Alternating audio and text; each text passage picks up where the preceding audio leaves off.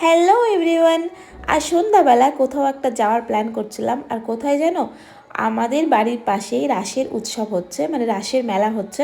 তো সেখানে একদিনও যাওয়া হয়নি, তো তাই জন্য যাব ভাবছি। কিন্তু কি পরে যাব সেটাই ভাবছি, কারণ এমন একটা ওয়েদার যে না শীত না গরম। এবার মেলার মধ্যে একটু গরম গরম লাগবে, তো তার জন্য একটু ফুল হাতা কিছু পরতে হবে। তো আমি অনেক দিনের পুরনো একটা জামা পেয়ে গেছি, যেটা আমি অনলাইন থেকে নিয়েছিলাম।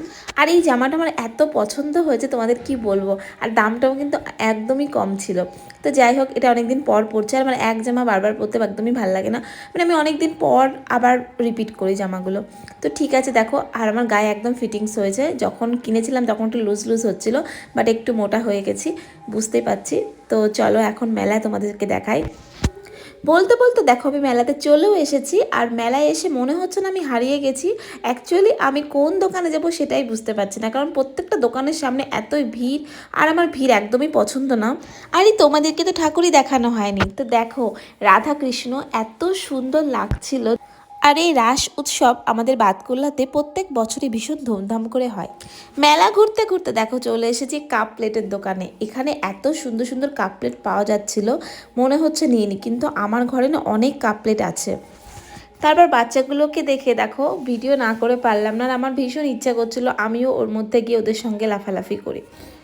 তারপর আমার মেয়েও কিন্তু ভীষণ বায়না করছিল ওর মধ্যে ওঠার, কিন্তু আমি উঠতে দিইনি, কারণ ও এতটাই রোগা যে ওর মধ্যে গেলে যদি বাই চান্স পড়ে যায় তাহলে ওর ভীষণ লাগবে। তো তাই জন্য আমি সেই সাহসটা আমি পাই না।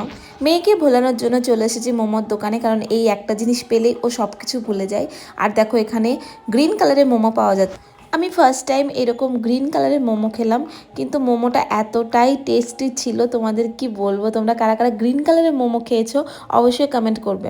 তারপর চলে গেছি গান শুনতে। দেখো কত লোকজন, আর এখানে কীর্তন হচ্ছিল। আর আমাদের এখানে 7-8 দিন ধরে কীর্তন হয়। তো আমার মেলা দেখা কমপ্লিট হয়ে গেছে, এখন সোজা চলে এসেছি বাড়িতে।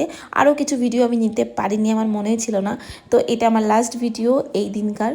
তো দেখো এখন মেকআপটা রিমুভ করব, হেয়ারটা ভালো করে বাঁধবো, আর ড্রেসটা চেঞ্জ করে নাইটি পরবো।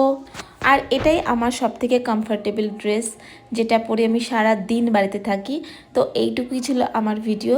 ভালো লাগলে অবশ্যই সাবস্ক্রাইব করে দিও আমার চ্যানেলটাকে।